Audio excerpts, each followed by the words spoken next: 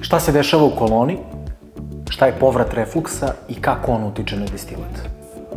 U revizionom otvoru vidi se povrat refluksa, proces u kome se deo kondenzovane tečnosti vraća u kolonu za destilaciju. Ovaj postupak se koristi da bi se povećalo i olakšalo razdvajanje različitih komponenti u smeši.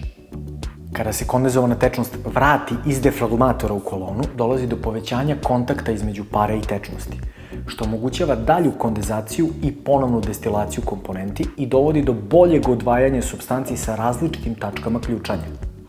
Regulisanjem hlađenja podešavamo povratni refluks prema potrebama i ciljevima destilacije.